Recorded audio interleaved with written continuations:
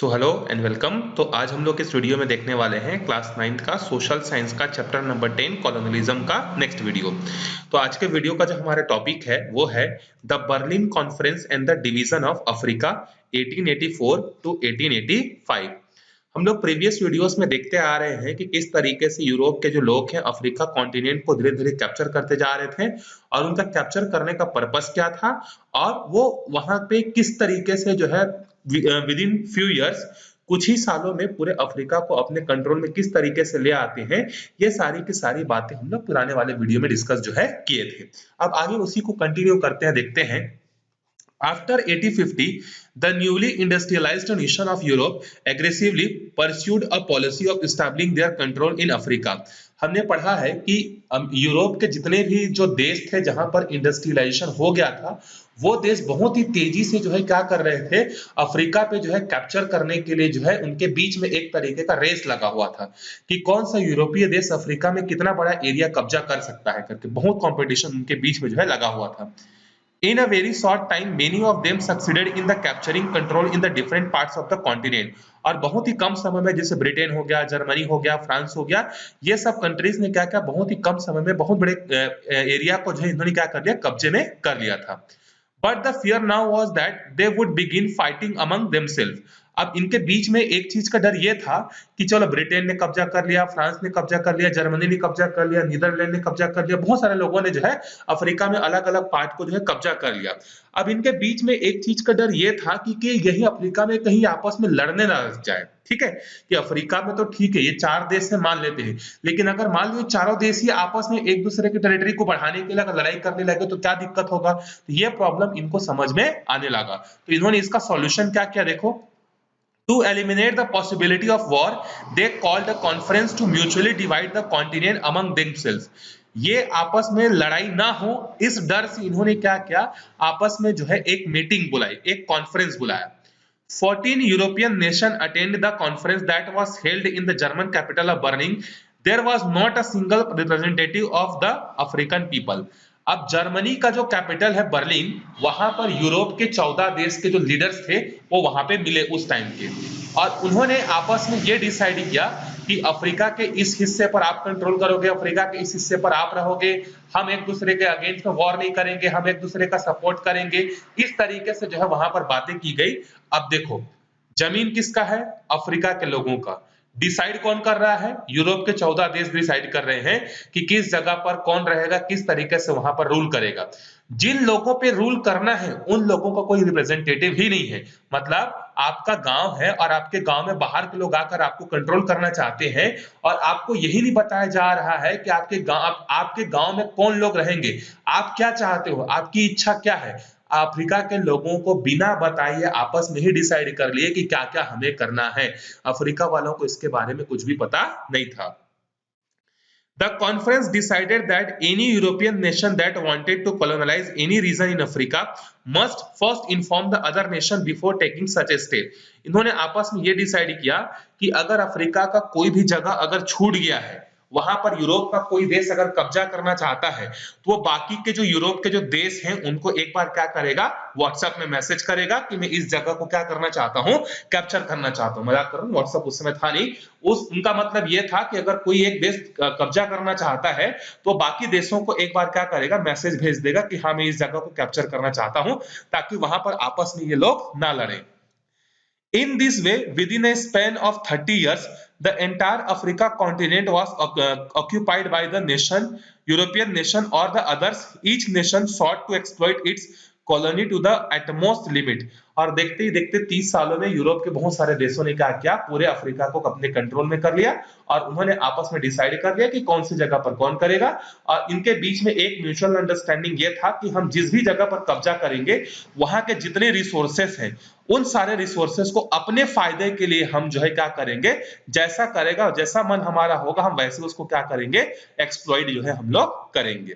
ठीक है, कितना भी एक्सप्लॉइट करेंगे कोई हमें रोकने वाला नहीं है। जितना हम बेनिफिट कमा सकते हैं उतना बेनिफिट जो है हम लोग यहाँ पर कमाएंगे। चलो अब देखो, दो तीन क्वेश्चन दिया है यहाँ पर। Why were the European nation too keen to capture African territories? ये मैंने कई बार आपको बता दिया है कि यूरोप के लोग जो हैं अफ्रीका के लोगों पे क्यों कंट्रोल करना चाहते थे, क्योंकि यूरोप जो था वहां पर बहुत सारे देश ऐसे थे जहां पर इंडस्ट्रियलाइजेशन हो गया था, उनको अपना सामान बेचना था, तो यूरोप में तो सामान बिक नहीं रहा था, तो एक रीजन ये था। अफ्रीका में बहुत सारे रिसोर्सेज थे, उनको मजदूरों की आवश्यकता थी, तो इस तरीके से बहुत सारी चीजें थी जिसके कारण से वो अफ्रीका को क्या करना चाहते थे, कैप्चर जो है करना चाहते थे। सेकेंड क्वेश्चन है, why was it is so easy for them to establish their control over Africa? Europe के लोगों के लिए अफ्रीका में शासन करना इतना आसान क्यों था? क्योंकि अफ्रीका में रहने वाले जो लोग थे वो मोस्ट ट्राइबल लोग थे, वो जंगलों में रहते थे, उनका जो वारफेयर का जो टेक्निक था वो ब्रिटेन के वारफेयर टेक्निक से बहुत ही ज्यादा क्या था, लैग था। वो किससे लड़ते थे? तलवार भाले से भी लड़ेंगे अगर ब्रिटेन वालों से लड़ेंगे तो, लेकिन ब्रिटेन, जर्मनी, फ्रांस वालों के पास तो बंदूक रहता था, तो जब तक कोई आदमी आपको मारने के लिए तलवार उठाएगा तब तक आप उसको गोली से मार दोगे। तो इस तरीके से उनके पास वेपन्स नहीं था, वो एक भोले भाले थे, उनको पता नहीं था कि इन लोग हमारा एक्सप्लॉयटेशन करने आए हैं। तो ऐसे बहुत सारे रीजंस थे जिसके कारण से एजुकेटेड भी नहीं थे उतने ज्यादा, तो इस कारण से अफ्रीका में जो है उनको कैप्चर करना क्या हुआ, बहुत ही ज्यादा जो है आसान हो गया था। आगे देखते हैं कॉलोनियलिज्म एंड इट्स इंपैक्ट। अब अफ्रीका जो है वो यूरोप का कॉलोनी तो बन गया, अब इसके बाद उस पर इंपैक्ट क्या क्या हुआ इसको हम लोग देखते हैं। Once the European nation gained control of the Africa, they began to shape the continent according to their individual interests. एक बार अफ्रीका में कब्जा करने के बाद वहां पे उन्होंने अपने हिसाब से तौर तरीकों से जो है वहां पर जो है नियम कानून लगाना चालू किया। These changes had a transforming impact on the life of the African people। और इन सब का इफेक्ट ऑब्वियस सी बात है भाई कि यूरोप का जो भी रूल्स रेगुलेशन जो बनेगा वो अपने फायदे के लिए बनेगा, और इन रूल्स का जो है अफ्रीकन लोगों पर जो है क्या होगा, एडवर्स इफेक्ट होगा। अब किस किस डिपार्टमेंट में, किस किस फील्ड में एडवर्स इफेक्ट इनको देखना पड़ा, उसके बारे में जो है हम लोग देखते हैं। तो अगला है हमारा topic colonialism in the pastoral societies. अब देखो पेस्टोरल सोसाइटीज को किस तरीके से यहाँ पर जो है इंपैक्ट हुआ। पेस्टोरल सोसाइटी का मतलब ये समझ लो जो जानवरों का पशुपालन करते हैं, पशुपालन करने वाले लोग होते हैं, जैसे आज भी देखोगे आपके गांव में कोई बकरी चराता है, कोई गाय चराता है, इस तरीके से जो पशुपालन करने वाले लोग होते हैं उसको पेस्टोरल सोसाइटी जो है उनको बोला जाता है। ठीक है, अब देखो इन पर इंपैक्ट कैसे हुआ। Before colonial rule, the Maasai tribe lived in the pastoral life, rearing cattle in the vast savanna grassland। अब देखो अफ्रीका में जो है ये जो सवाना ग्रासलैंड है ना, ये बहुत फेमस है। सवाना एक तरीके का घास होता है, ठीक है। तो यहाँ पर जो है जब ब्रिटेन के लोग या जर्मनी या फ्रांस के लोग जब अफ्रीका में नहीं आए थे, तो यहाँ पर अफ्रीका में मेनली एक मसाई करके जो है एक क्या था, एक ट्राइबल ग्रुप था जो क्या करता था, कैटल फार्मिंग का काम करता था। ठीक है, मतलब जानवरों को घास चराते थे और उनसे अपना जीवन यापन जो है करते थे। During the process of colonialism, Britain and Germany demarcated the an international boundary to divide the Maasai territory into two regions। अब देखो जहां पर मसाई ट्राइब्स के लोग रहते थे, जहां पर सवाना घास मिलता था, उस सवाना घास वाले एरिया को जर्मनी और ब्रिटेन ने आपस में डिसाइड करके दो पार्ट्स में डिवाइड कर दिया। देखो वहां रहता कौन है, मसाई जनजाति, और उस एरिया को डिवाइड किसने कर लिया, ब्रिटेन और जर्मनी ने, उनको बिना पूछे। The two nation began encouraging farming in the savannah। और जिन जगहों पर सवाना घास पाया जाता था वहां पर ब्रिटेन और फ्रांस या जर्मनी के लोग जो है अब वहां पर उनको एग्रीकल्चर करवाने के लिए जो है क्या करने लगे, प्रेशर डालने लगे। As a result, the Maasai were banned and the grazing their cattle in around 60% of their traditional pastoral land। अब इसके कारण से क्या हुआ कि ब्रिटेन के लोग प्रेशराइज करने लगे कि आप एग्रीकल्चर करो करके, तो 60% इनका जो मसाई लोगों का जो सवाना घास वाला जो एरिया था जहां पर वो ग्रेजिंग करवाते थे, इनका 60% एरिया पर इनको बाहर निकाल दिया गया कि आप इन जगहों पर जो है अपना पेस्टोरल एक्टिविटी नहीं कर सकते। They were slowly pushed into the shrubland where the grass was sparse and the rainfall was scanty। अब इन लोगों को ऐसे जगहों पर ढकेल दिया गया जहां पर बहुत ही कम बारिश होती थी और बहुत ही खराब क्वालिटी के ग्रास होते थे। Once even more prosperous than the farmers, the pastoral Maasai were now reduced to the penury by the change the circumstances। एक समय ऐसा था कि जो मसाई जनजाति के जो लोग थे, जो वहां के जो किसान होते थे, अब सब कोई पशुपालन तो करेंगे नहीं, तो कोई किसान भी होगा, तो उस समय जो अफ्रीका में जो किसान थे उनसे कई ज्यादा खुशहाल कौन था, ये मसाई ट्राइब्स के लोग थे। लेकिन अब इनको इनके जमीनों से बाहर कर दिया गया, डिस्प्लेस कर दिया गया, तो अब इनकी कंडीशन जो है वो क्या हो गई, वहां के लोगों के किसानों से और भी बदतर जो है हो गई। Pastoral societies in the other part of Africa were also facing such adverse changes. अब ये तो सिर्फ हमने मसाई ट्राइब के बारे में बात किया, ऐसे पूरे अफ्रीका में बहुत सारे और भी ऐसे ट्राइब्स थे जिनको जो है इस तरीके से उनके जमीनों से उनको क्या कर दिया गया, बाहर कर दिया गया। ठीक है, अब आगे देखते हैं the mineral revolution in Africa. अब एक तो पैस्टोरल फील्ड में इनको एडवर्स इफेक्ट देखने को मिला, अब मिनरल रिवॉल्यूशन कैसे होता है उसके बारे में हम लोग देखते हैं। The first diamond deposit was mined in what is the present day South Africa in 1867. आपको पता होगा कि साउथ अफ्रीका या अफ्रीका कॉन्टिनेंट एक ऐसा स्पेशल कॉन्टिनेंट है जहां पर डायमंड्स मिलते हैं। तो सबसे पहले अफ्रीका में डायमंड माइंस के बारे में, डायमंड है इसके बारे में कब पता चला था पूरी दुनिया वालों को? 1867 में जो है इनको पता चला था। ठीक है, and the first gold load was discovered in 1886। Diamond कब खोजा गया? 1867 में। सोना कब खोजा गया? 1886 में। Following the discovery, thousands of European prosperous flocked to the region to settle down and try their luck. Soon after the diamonds were discovered, the Britain government confiscated the land of the native tribes living in the region as well as the land of the original Boer settlers.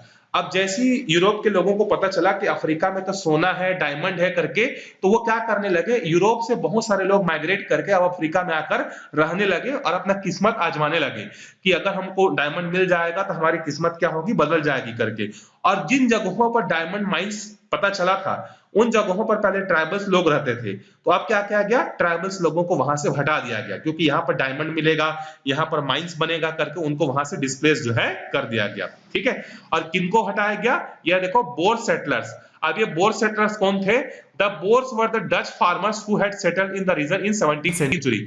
17th century में Netherland के कुछ जो किसान थे वो Africa में जाकर पहले से ही सेटल हो गए थे, इनको कहा जाता है बोर सेटलर्स। तो इन्हीं को वहां से क्या कर दिया, यूरोप के लोगों ने जो है हटा दिया। Many workers were needed to mine diamonds. Until then, the native African was mostly pastoralist or the farmers and had not done wage labor for the living. अब देखो, जब यहाँ पर माइंस के बारे में पता चला तो अब माइंस पर काम करने के लिए बहुत सारे मजदूर चाहिए, लेकिन अफ्रीका के लोग जो है मजदूरी के डिपार्टमेंट में इनका तो कोई काम था नहीं। इनका काम क्या था, ये जो है क्या करते थे, अपना पैस्टोरल एक्टिविटी करते थे, गाय वगैरह चराते थे, इस तरीके से लेबर करने का इनके पास कोई भी एक्सपेरिमेंट जो है नहीं थे। या तो किसान थे या तो जानवर चराते थे, इनके पास मजदूरी करने का कोई एक्सपीरियंस जो है नहीं था। The colonial administration claimed a hard tax on them to force them to work as mines. अब देखो, इनको पता था कि अफ्रीका के लोगों को मजदूरी करने का कोई आइडिया नहीं है, तो इन्होंने क्या किया, अपना दिमाग लगाया और ये बोला कि इन्होंने अब घरों पर टैक्स लगाना चालू कर दिया, जिसको हम लोग क्या बोलते हैं, हट टैक्स बोलते हैं, मतलब झोपड़ियों पर, घरों पर टैक्स लगाना चालू कर दिया। It took an adults and least 3 months to earn enough money to pay the tax. अब ये टैक्स का अमाउंट इतना ज्यादा था कि किसी भी एक एडल्ट आदमी को जब तक वो 3 महीने काम नहीं करेगा उसको उसके घर के टैक्स के बराबर का अमाउंट जो है नहीं मिलेगा। As a result, a large percentage of the local population was forced to leave their farms in the pastures to work in the mines. और इसी कारण से बहुत सारे लोगों को क्या करना पड़ा, मजबूरी में जो है माइंस में जा जाकर जो है क्या करना पड़ा, काम करना पड़ा, क्योंकि अगर टैक्स नहीं पटाएंगे घर का तो घर से इनको क्या करेंगे, बाहर जो है निकाल देंगे। इस तरीके का बहुत सारा प्रॉब्लम जो है होने लगा। The miners began living near the gold and diamonds mines. Many Europeans who were doing the administrative and the sales work also started living in these settlements, which grew into the towns. अब देखो, जिन जगहों पर mines मिला था, जहां पर mining का काम चालू हुआ था सोने और डायमंड के, उसके आसपास जो है बहुत सारे लोग अब आकर सेटल होने लगे, क्योंकि मजदूर लोग जो थे वो दूर दूर से आके काम तो नहीं करेंगे, तो वो क्या करने लगे, उसी के आसपास जो है रह रहकर जो है मजदूरी का काम जो है कर रहे थे। इसके अलावा जो बड़े बड़े अधिकारी भी जो थे उनको भी तो क्या करना था, लेखा जोखा करना था, कितना गोल्ड निकला, कहाँ गया, तो इसलिए वहां पर बाहर के लोग भी आकर रहने लगे और अफ्रीका के मजदूर लोग भी जो है वहां पर आकर रहने लगे। और इस तरीके से वहां पर टाउन्स का कंसेप्ट जो है आने लगा। One of the towns near the gold mine was Johannesburg, which developed into the South Africa's largest city. अब देखो, इसी तरीके से जब वहां पर अलग अलग जाट मजदूर हो गए या क्लर्क लोग हो गए या बड़े बड़े ऑफिसर्स लोग हो गए, जब ये क्या करने लगे, एक जगह से दूसरी जगह पर जाकर बसने लगे, तो वहां टाउन्स बनने लगा। और उन्हीं टाउन्स में से एक जो फेमस टाउन है उसका नाम है जोहानिसबर्ग। ठीक है, जो कि आज भी अफ्रीका का सबसे बड़ा सिटी है। और आई थिंक जोहानिसबर्ग जो है दक्षिण अफ्रीका की कैपिटल भी है। एग्जैक्टली याद नहीं आ रहा है मुझे, लेकिन हाँ, the cities had segregated settlement for the Europeans and the Africans. They were governed by the different rules. अब जोहानिसबर्ग जो था, वो जोहानिसबर्ग जैसे और भी सिटीज थे, लेकिन इन सिटीज में क्या कहा गया कि एक पर्टिकुलर एरिया पर यूरोप के लोग रहेंगे और एक पर्टिकुलर एरिया पर जो है अफ्रीका के लोग रहेंगे, और अलग अलग रूल्स होगा। इस तरीके से वहां पर बाइफरकेट जो है वहां पर कर दिया गया। Desegregation contributed to the discriminatory apartheid policies of the state. और अलग अलग लोगों के लिए अलग अलग रूल बनने का जो है यहीं से जो है क्या बोलते हैं स्टार्ट जो है हो गया था। ठीक है, क्योंकि यूरोप के लोग जो होंगे अपने फेवर में रूल्स बनाएंगे और अफ्रीकन लोगों को क्या करेंगे, एक्सप्लॉयटेशन करेंगे। तो आप सोच सकते हो कि किस तरीके से यूरोप के लोग पूरी दुनिया के लोगों को परेशान करके जो है रखे हुए थे। ठीक है, तो मिलते हैं अगले वीडियो में, तब तक के लिए पढ़ते रहिए अच्छे से, वीडियो को शेयर कीजिए, तब तक के लिए टाटा।